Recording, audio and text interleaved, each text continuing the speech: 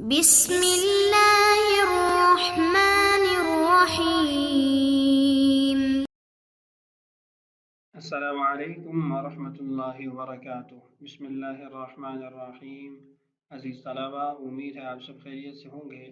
آج کی اس ویڈیو کے اندر ہم سبق نمبر 34 کی مشق شروع کریں گے۔ ہماری مشق کے اندر سب سے پہلے سوالات ہیں، آئیے ان سے ابتدا کرتے ہیں۔ ہمارا سب سے پہلا سوال ہے، لماذا سقطت الالف في مدعا ومدعا وما سقطت في المدعا والمدعا ومدعاكم ومدعاكم؟ کہہ رہے ہیں کہ مدعن اور مدعن کے اندر الف کیوں ساقط ہوا، اور المدعا مدعاکم و مدعاکم کے اندر الف ساقط کیوں نہیں ہوا؟ اس کا جواب یہ ہے، مدعن اور مدعن کے اندر قاعدہ قال و باع کے تحت آخر میں واقع ہونے والی واو کو الف کے ساتھ تبدیل کیا گیا۔ جب اس واو کو الف کے ساتھ تبدیل کیا تو الف ساکن اور تنوین ساکن دو ساکن کا اجتماع ہوا، تو الف ساکن جو پہلے واقع ہوا اس کو ساقط کر دیا گیا، جبکہ المدعا اور المدعا، مدعاکم اور مدعاکم، ان چاروں صیغوں کے اندر الف لام یا پھر اضافت پائی جاتی ہے۔ تو الف لام یا پھر اضافت یہ دونوں تنوین کو ختم کرنے والے ہیں، تو جب تنوین ساکن باقی نہیں رہا تو اجتماع ساکنین نہیں ہوا، تو اجتماع ساکنین نہ ہونے کی وجہ سے الف اپنے مقام پر، اپنی جگہ پر باقی رہا۔ ہمارا دوسرا سوال ہے، اذکر علال یدعون و تدعون و تدعین، کہہ رہے یدعون، تدعون اور تدعین کا اعلال ذکر کیجئے۔ یہ تینوں صیغے اصل میں یدعون، تدعون اور تدعوین تھے۔ قال علیت واستعلیت کو جاری کرتے ہوئے ان کی واو کو یا کے اندر تبدیل کیا، پھر قاعدہ قال و باع کو جاری کرتے ہوئے یا کو الف کے اندر تبدیل کیا گیا، پھر التقاء ساکنین کی وجہ سے الف کو ساکن کیا گیا، جو صیغہ یدعون، تدعون اور تدعین بن گیا۔ ہمارا تیسرا سوال ہے، لم لا تعود الياء في لن يدعى عند النصب لتظهر الفتحة عليها، کہہ رہے ہیں کہ لن يدعى یہاں پر یا واپس لوٹنی چاہیے نصب کی وجہ سے، زبر کی وجہ سے، جیسا ہم نے بانو ثقیلہ کی صیغوں میں پڑھا، تاکہ فتحہ یہاں ظاہر ہوتی۔ اس کا جواب یہ ہے کہ اگر ہم یہاں پر نصب ظاہر کرتے ہیں، فتحہ لے آتے ہیں، تو پھر بھی قاعدہ قال و باع کے تحت وہ فتحہ الف کے اندر تبدیل ہو جائے گی، تو اس کا فائدہ کچھ نہیں ہے، اس لیے صیغوں کو ایسے ہی پڑھا جاتا ہے۔ ہمارا چوتھا سوال ہے، ما هي الفائدة التي تتعلق باجتماع الساکنین، اجتماع ساکنین سے متعلقہ فائدہ جو سبق میں ذکر کیا گیا اس کو یہاں پر بیان کیجیے۔ سبق کے اندر ہم نے یہ پڑھا تھا کہ جب دو ساکن اکٹھے ہو جائیں اور پہلا اس میں سے حرف مدہ ہو تو ہم اس پہلے ساکن کو حذف کر دیں گے، اور اگر وہ مدہ نہ ہو تو واو کو ہم ضمہ دے دیں گے اور یا کو ہم کسرہ دے دیں گے۔ اور مدہ کے بارے میں ہم نے بات کی تھی کہ مدہ ایسے الف واو یا ساکن کو کہا جاتا ہے کہ جس کے ماقبل کی حرکت اس کے موافق ہو، اور اگر ماقبل کی حرکت موافق نہ ہو تو ہم اس کو واو مدہ یا مدہ الف مدہ نہیں کہتے۔ ہمارا پانچواں سوال ہے، ماذا درست عن علاج کلمۃ داع بینہ مع مثالہ من القرآن الکریم، کہتے ہیں کلمہ داعین کے متعلق آپ نے کیا تعریف پڑھی ہے اور قرآن پاک سے اس کی مثال دیجیے۔ تو کلمہ داعین کے بارے میں ہم نے پڑھا تھا کہ اصل میں یہ صیغہ داعون ہے، واو کلمہ کے آخر میں واقع ہوئی تو اس کو یا کے اندر تبدیل کیا، قاعدہ دعیہ و داعیت ان کے تحت، پھر صیغہ داعین بن گیا۔ ابھی یہاں پر یا متحرک ماقبل کسرہ ہے اور لام اور اضافت بھی موجود نہیں ہے، تو قاعدہ جوارن کے تحت ہم نے اس کے آخر کو ساکن کیا، پھر اس کو ساقط کیا اجتماعی ساکنین کی وجہ سے، تو داعون سے داعین بنا، داعین سے صیغہ داعین بن گیا۔ لیکن اگر یہاں پر الف لام یا اضافت آ جائے تو صیغہ الداعی اور مدعاکم بن جائے گا، یا اپنی حالت پر باقی رہے گی۔ کبھی کبھی ایسا بھی ہوتا ہے کہ الف لام بھی داخل ہوتا ہے اور یا بھی مذکور نہیں ہوتی، جیسے قرآن پاک کی آیت ہے یوم یدعو الداعی الی شیء نکر، یہاں الداعی آخر میں یا موجود نہیں ہے، اگرچہ ابتدا کے اندر الف اور لام موجود ہے۔ یہ تھے ہمارے سوالات۔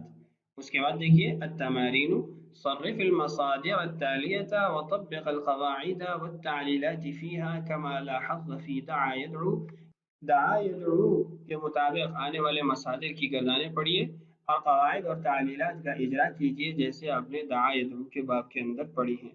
میں مصادر پڑھ دیتا ہوں، ان کی گردانیں اور تعلیلات آپ خود کر لیجئے گا، اس کے بعد انشاءاللہ ہم اگلے سوالوں کی طرف بڑھتے ہیں۔ الحظوة، الحلاوة، البدو، العفو، التلاوة، یہ 5 مصادر ہیں، ان سے دعا یدعو کے مطابق مکمل گردان آپ پڑھ لیجئے۔ آگے چند صیغوں کو حل کر لیتے ہیں۔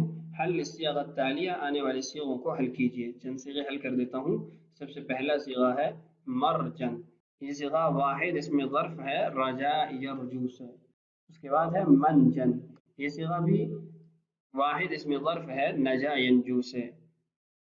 مبادن، یہ جمع اس میں ظرف کا صیغہ ہے بدا یبدو سے۔ عفییاتن، یہ صیغہ جمع مؤنث اس میں تفضیل ہے۔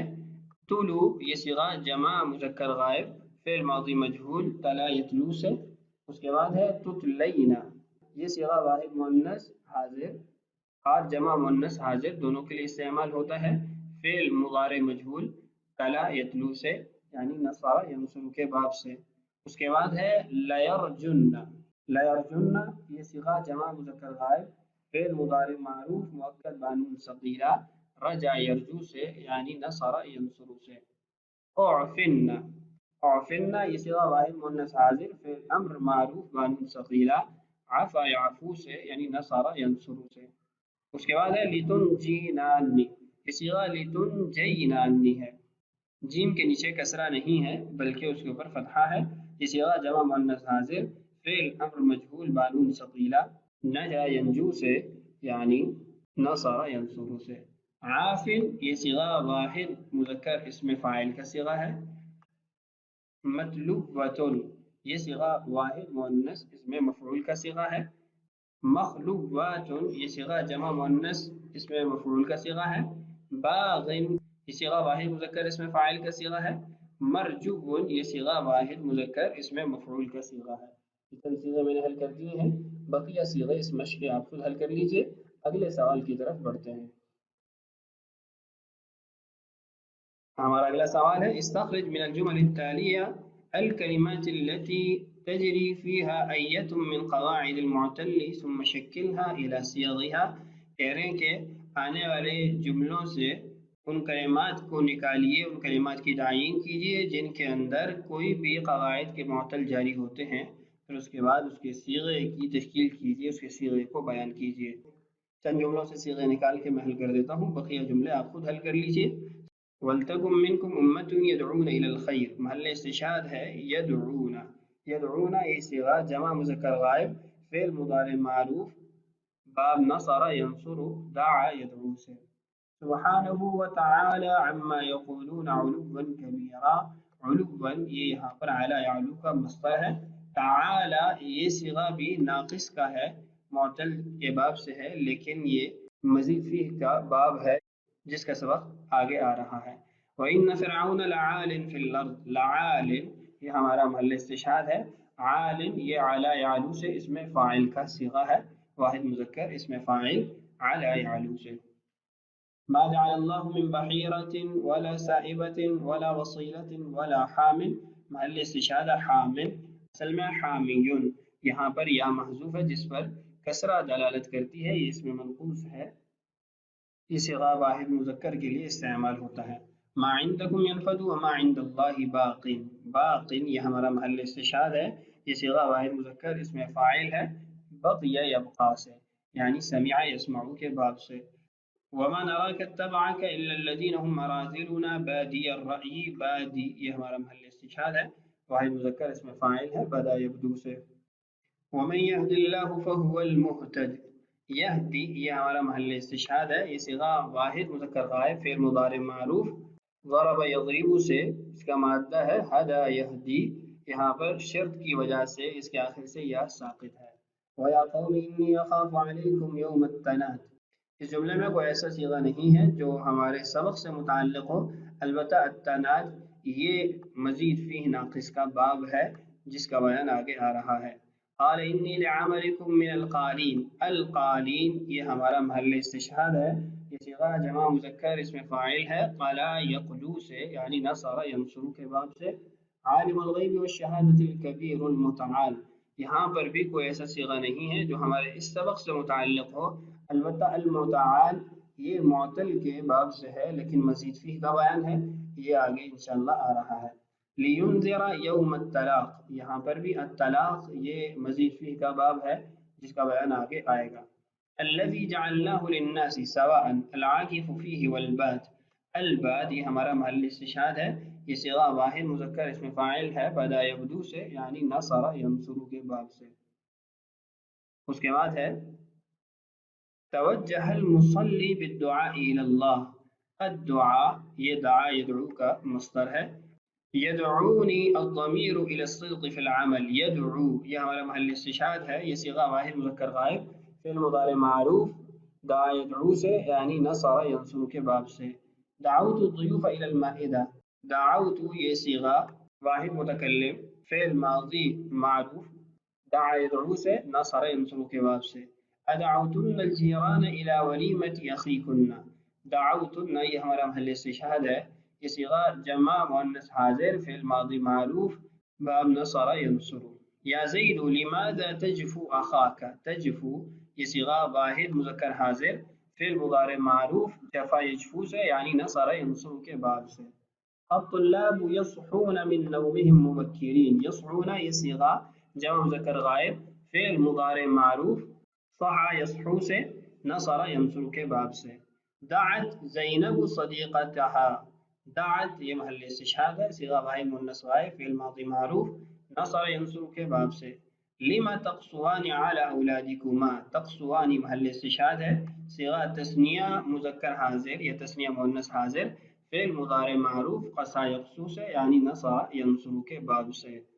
حضر المدعو الى المنزل، المدعو یہ صیغہ واحد مذکر اس میں مفعول کا ہے دعا یدعو سے۔ تو چند صیغے میں نے حل کر دیے ہیں، بقیہ صیغے اس مشق کے آپ خود حل کر لیجئے۔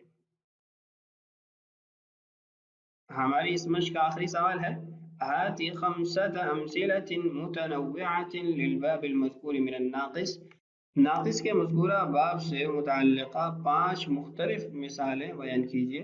اس سوال کو بھی آپ خود حل کریں گے۔